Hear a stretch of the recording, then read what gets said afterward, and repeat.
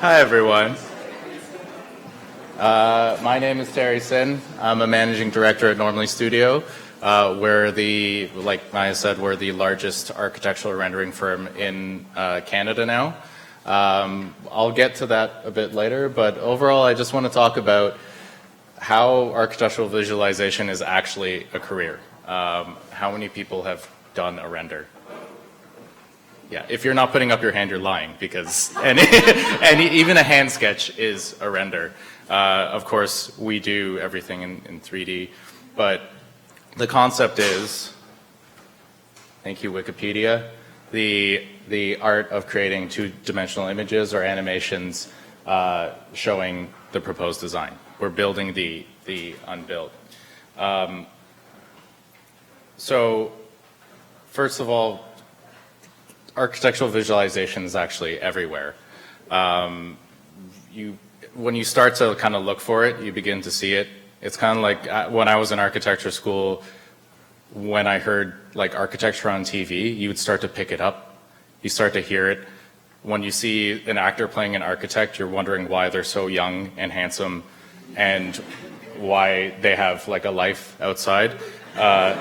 So when you start to look at visualization, you start to get that eye, you begin to see it everywhere. And one of the best examples right now that people don't really notice is that pretty much everything in the IKEA catalog right now is a rendering. It's much cheaper, it's much more flexible. You don't need to like switch around everything to create another image. They've actually been doing this since 2004 actually. And this little story says that they went over to tell their you know, the high-ups in IKEA, and they came back saying that they thought the images were shit. And it turns out the ones that were shit were the photos. So even that chair right there is a rendering.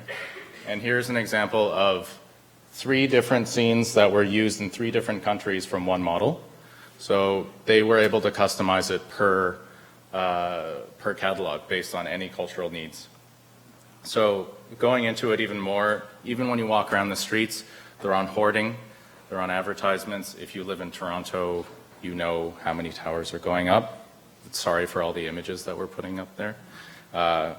If you're able to afford any real estate, you'll see them in a sales center. This is one in Vancouver, so no, you can't afford it. And this is an example of a video screen that we're using in a project. You'll see them in the news. This is a competition that we won in Hamilton. These are the imagery that we did with KPMB. Any proposals are all renderings, of course. And you know, you'll see them on the street. You'll see them in a magazine. You'll see them again on the street, and then on the street some more, inside a newspaper if you're looking at newspapers for some weird reason. It's a dying medium. and it just keeps on going. They're actually everywhere, and you know, there's a huge industry throughout the world of creating these images for people. So why is it everywhere? Everything is growing, everything is changing. Our tastes are changing, and also given our current culture of how things work, people want to see things right now. They want to see how their building looks now. Not even a building, they want to see a product, they want to see everything, and it gives people reassurance of how things are going. And the medium itself is, you know, beyond a pretty picture, is you're trying to show the future. You're trying to show community, a workplace, a space to live, and just an entire vision. This could be an entire culture or urban landscape that you're trying to show. So these are just a couple of things that I want to go over during this presentation. Hopefully I won't go over time as well. So who needs them? What are renderings made out of? Like, what is the content of them? Who creates them? What do we specifically do at Normally? And what was my path here, which is probably more relating to what you guys are experiencing right now. And opposed to the other speakers today, I'm not the owner of the company. I'm just some guy who tagged along and ended up here. But it all worked out. I have a blazer, it's cool. So what is ArchViz used for? There's a huge range. The first is really, and I'm going from kind of like the most design-based to kind of the corporate. So design review and conceptual design, and this is, you know, all ranges of fields that just want to see what it looks like so that they can review and just get a sense of how it's going. This is something that we did internally for Wallman Architects. They just want to see how that lighting was going to work on that penthouse. Luckily, we already had the model from another project or another renders that we did. We had the photography, and we were able to go through a couple of iterations to show them what that penthouse was going to look like. This is what Andrew was going to show previously. I just segued right into that perfectly. This was for the Globe and Mail, and this is really just showing a concept. This is showing what the future can be. It's evoking the mood that an architect wants to show. This was also for the Globe and Mail for LOA, and again, it's all conceptual. There was a site, but not, you know, these were just SketchUp models, and we worked together to turn this into something real. One of the big ones I think that a lot of you guys have encountered at your co-ops probably are architectural competitions. This is really where it's again a large concept of something, and there's not necessarily a lot there, but they want to show what can happen in the future, and they're really trying to sell a future. This is one that we currently just won with UN Studio. Balula, it's the tallest tower that's going to be built in Australia. It is a $1 billion project. I hope we get a percentage of that. And again, this was, and Galen from our office is here for, he'll be at the job fair, and he can tell you all about the trials. What? 2 billion. 2 billion? Oh no. But you know, it was a very tight timeline. There was a lot of missing pieces, but that's where our architectural knowledge comes in to fill in those gaps. This is the aforementioned Pier 8 with KPMB in Hamilton, a very large piece of land. This is an example of you know, which part is the rendering. And it's basically just that island there, and everything else was aerial photography that our firm did as well. And here are some more kind of lifestyle kind of inner workings of the actual site. But again, a lot of this was actually kind of made up along with the architects and ourselves working in conjunction to create these images. Another one, again, the aforementioned CAMH project. This is another part of it that KPMB won for a portion of it. And as I go through this, you'll see that being part of the rendering ArchViz world, we get to see a lot of things and we get to connect with a lot of people. These are some more images of that. Urban planning, it's kind of more of a technical aspect of it. They want to send it to the city to show it's this tall, it's going to cast this shadow, no one's going to complain, except everyone's going to complain. This is a very technical thing. We took a photo, we plopped in the building.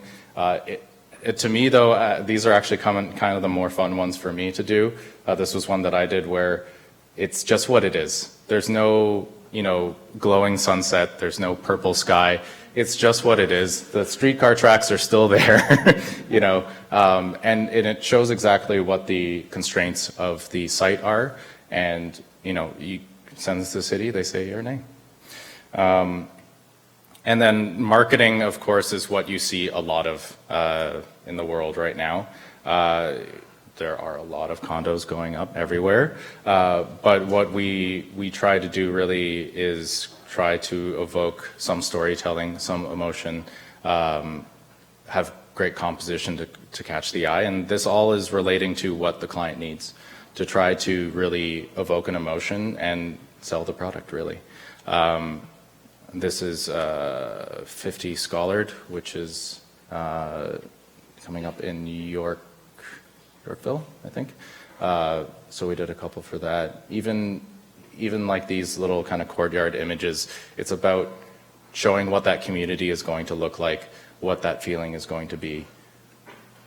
We do a lot of now vignette shots where it's not even about the building anymore.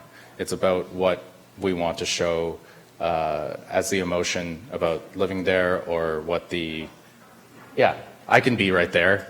I'd be wearing the same thing. Just deal with it. But yeah, a lot of the times these are the shots that we actually have the most fun with. They're just little glimpses in. We usually don't have a design, and we're able to really just, we get some references of what the feeling they want is, and we're able to move ahead with them. This is again 50 scholared, and yeah, everything is rendered there. There's no photo in that. And of course, ArchViz, as we call it, is more than just the still images. There is animations. This is all CG. We do quite a few of these. This is a marketing one. We do many for competitions, for City Review even, and this is just about showing what that space is going to look like. We're offered quite a bit of creativity in these situations to basically be cinematographers.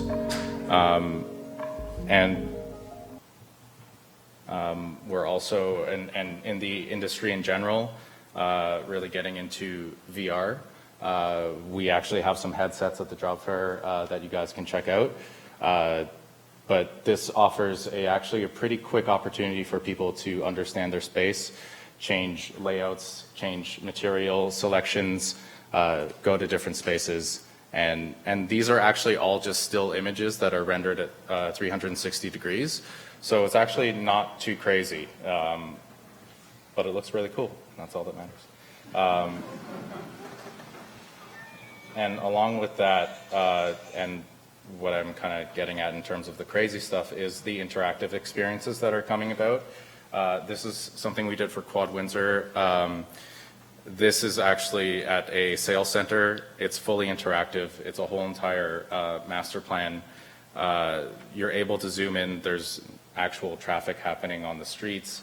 You're able to zoom in on each building, and you'll see in a little bit that you're able to actually change the daylight system in real time from morning to night to see where the shadows are hitting and give you a context of your surroundings.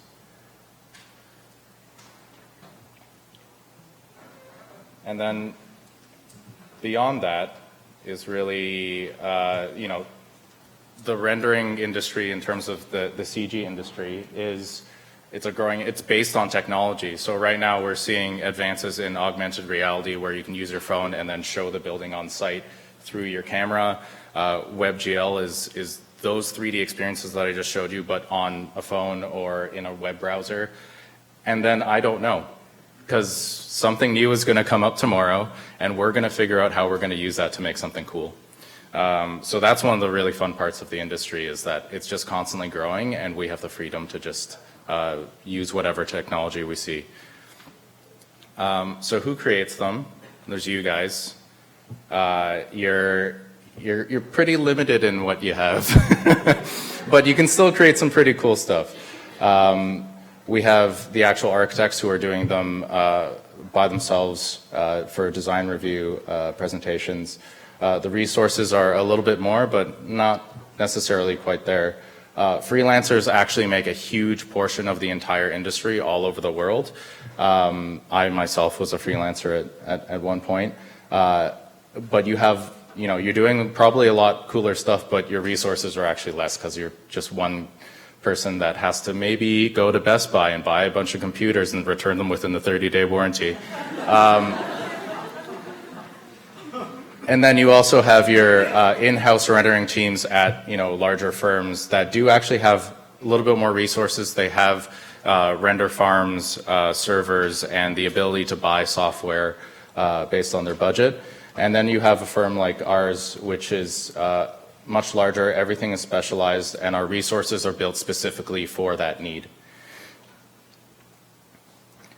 Just to give you an idea of all the software that we use, the industry standard right now is 3ds Max with V-Ray. Corona is starting to become a really interesting engine that's coming out for interiors especially. And then the rest, Force Pack, Railclone, Phoenix are all really specialized things to do vegetation, repeated, like really complex items. Phoenix is for water and fire if we need to do it. That is a picture of our render farm. It's 171 computers, so that if I want to render something, I can do it very quickly. Deadline is something that manages all of those blades, as we call them. And of course, the whole entire Adobe suite for Photoshop, After Effects, Illustrator, everything is used there. And also another part of it is custom scripts that we build for each one of these items. And that's coming from people that are in our firm that are actually doing, that come from a computer science background as well. And just to give you just an idea that, you know, there is an industry there.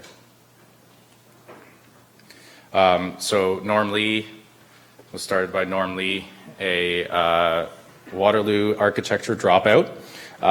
It started in his, don't do whatever you guys want to do, but that's just the story. Yeah, it started 15 years ago in Norm's mom's basement. This is what that looked like. Currently, we are now 42 people between 2 countries with a full post-production entourage team, project management team as well. We really focus on the storytelling in our images and working with our clients to create what they want to see, and also having our input in these images because, you know, we're all a bunch of people who have been doing this for a while, and we really feel that we can add to the architectural experience. I'm going to try to go through this pretty quickly now, but I think it's important to show how I got here, and not here. I didn't black out or anything. I meant like in my role. I was Waterloo Architecture. That's also me. Don't waste your metabolisms, guys. You have perfect ones right now. We'll go for it. So I went through the whole entire program. I did co-op at Zeidler, HLW, and AKB. I went to AKB a couple of times. And each time I was at a firm, I got to work with a lot of great people on a lot of great projects, but somehow I always tended to lean towards the rendering aspect of it, the graphics. Even at Zeidler, when we didn't really have any rendering, I was doing the coloring in of elevations and putting materials on them. HLW is when I actually got taught how to use V-Ray with SketchUp. And from there, I just kept on building. At AKB, I started to do, I just started to learn on my own because there wasn't really any resource out there. I did my thesis on video games and architecture, so you can already see that my mind was somewhere else. I turned the school into a video game map. It's somewhere in the library, I'm sure. So at AKB, I was doing a lot of construction documents. I was going on site, but still my passion ended up being creating the images of the buildings before they came about. These are very old, but you know, they were still evoking what eventually would happen in the end. I'm sorry, Melissa, to the OAA, but in 2013, I started doing the OAA admissions course, and I realized it wasn't for me. And it was a pretty big decision. I had already known Norm before, and he was already interested in perhaps hiring me. One of the big leaps was telling my parents that I wasn't going to become an architect. And as you can see, I'm Chinese, so that was going to be a tough sell. So when I told them, I said, you know what, I think this is actually what I really like to do. This is what makes me happy. They were actually pretty chill about it, but in their minds, an architectural license was like a driver's license. If you get it, you can drive a truck, you can drive a taxi, you can, and it just happens. But for me, I just realized that this was actually what I wanted to do, and eventually when I told my mom how much I was going to make, then she kind of shut up. So it all turned out. In the end, our parents just want us to be okay. So I joined as a junior illustrator. I really wasn't that, when I joined normally, I wasn't a good renderer. I was good as a guy in a firm. I was not in a larger context. This was my first rendering, except I actually did that. And see those trees and that light, yeah, that's all me right there. I was still very proud of myself. But you know, as I kept on building, it's a great team. It's a great community, and not only just at our firm, but just the industry in general, is that everybody's kind of in this wild west of learning all these things. So this was still in early days, becoming an intermediate illustrator, working on a lot of different projects like a chocolate store in Mexico, who knows.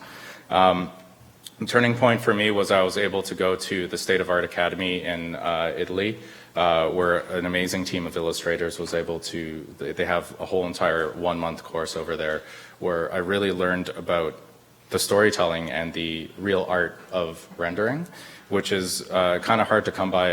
If anybody here is interested in rendering, a lot of the stuff is found on forums, on YouTube, just trying to figure out how to make things work. So having someone who's in the industry for a long time and had really great insights into it was kind of a turning point for me, and really learning how to go from truly zero to a final image.